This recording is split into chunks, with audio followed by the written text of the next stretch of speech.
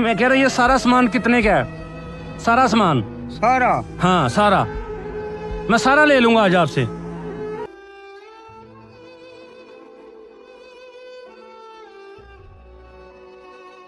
अस्सलाम वालेकुम।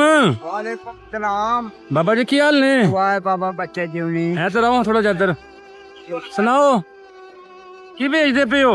ये पीछे है बतेरे दस क्या है की जे ये चिंकलन छेने ने बच्चे ने खिडौने शिडौने जी जी बच्चे वास्ते लेने किन्ना दे रहे हो? ये 100 ਦਾ ਹੈ ਇਹ 100 ਦੀ ਹੈ ਇਹ 100 ਦੀ ਇੱਕ ਜੀ ਹਾਂ ਤੇ ਇੱਕ ਵਿੱਚੋਂ ਕਿੰਨੇ ਪੈਸੇ ਬਚ ਜਾਣਗੇ? 4 ਰੁਪਏ ਬਚਨ था 9 रुपए पर उड़े ने। अच्छा जी हाँ बन जानी दिहाड़ी शाड़ी? अल्लाह वारे से क्या करो कई माल जिंदे कोई नहीं जिंदा। अच्छा जी हाँ ਤੇ ਕਿੰਨੇ ਕ ਬਣਾ ਲੈਂਦੇ ਹੋ ਰੋਜ਼ ਦੇ? 500-700 बार पड़े कई 1000 बार पड़े।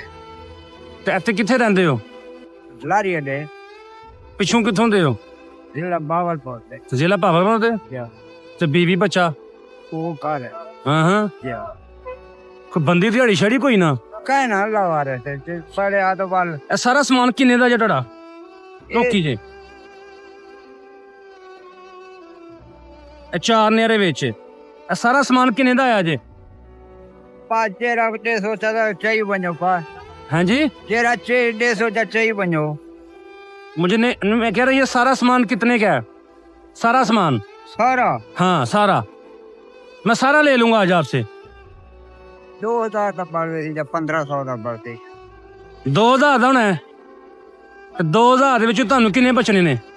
अब तू 300 पाते 350 ਬਚ ਜਾਣਾ ਹੈ। हाँ हाँ ਪਾਓ ਸਾਰਾ ਸਮਾਨ ਇਹਦੇ ਚ ਸਾਰਾ ਪਾਓ।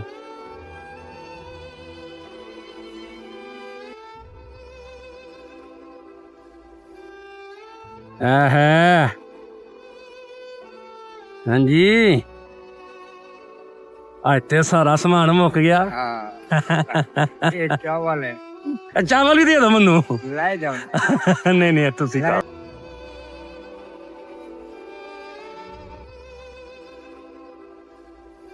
जाओ ਆਏ ਬਜ਼ੁਰਗੋ अल्लाह ने कहा माफी मांगो बस। ਸਾ ਸਾਰਾ ਸਮਾਨ ਵੇਚ ਗਿਆ ਨਾ ਫਿਰ? हाँ देख क्या है